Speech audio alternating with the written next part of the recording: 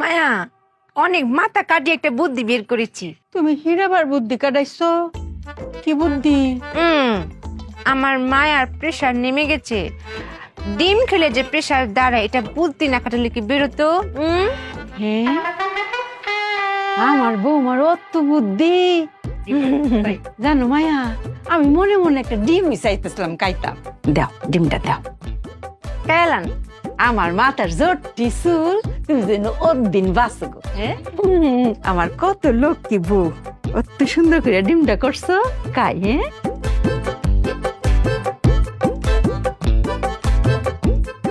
মায়া এখন থেকে আর কেউ বলতে পারবে না চুপিয়া ব্যাক কল।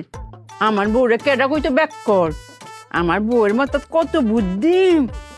আমার প্রেশার কমে গেছে, আমার লাগে ডিম লয়ে ফুটছে। মজা অনেক মজা মায়া। ডিমের তেলটাও মজা হয়েছে গো, বাক্কা মজা। ও বউ, আমরা ঘরে তো তেল আছি না, তেলের যোগানটা তুমি করতে পাইছো গো মায়া? বুদ্ধি কাটিয়েছি মায়া। এর আবার বুদ্ধি কাটাইছো? কি বুদ্ধি? আমার মায়ার প্রেশার নেমে গেছে, এটার দাঁড় করানোর দায়িত্ব তো আমার। ভাবলাম মায়াকে একটা ডিম ভেজে খাওয়াই। চোরার কাছে গেছি ডিম ভাজতে, গিয়ে দেখি তেল নেই। এখন তেল ছাড়া আমি কি করে ডিম ভাজ করবো মায়া? পরে অনেক বুদ্ধি কাটাচ্ছিলাম, বুদ্ধি কাটাতে কাটাতে আমার চোখের সামনে দিয়ে সই করে একটা তেলা চলে গেল। তখন আমার বুদ্ধিটা খুলে গেল মায়া, যে এর নাম তেল চোরা কেন? নিশ্চয়ই সে তেল চুরি করে। তারপরে আমি কপ করে এটাকে ধরে ফেললাম। তারপর ভাবলাম যে একটা দিয়ে তো হবে না, আমি প্রত্যেকটা কোনায় কোনায় চিপে চিপে সবগুলো তেল চোরাদের খুঁজে বের করলাম। বিশ্বাস করেন মায়া, আমি একটা তেল চোরাকে বাকি রাখি নাই, সবগুলোকে ধরেছি।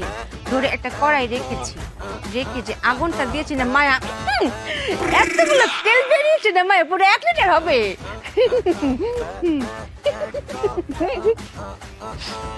তুমি কি তেল চুরা তেল দিই ডিমটা বাজছো? এই তো মায়া, আমি একটা পেট্রোলের মতো কথা বলেছি।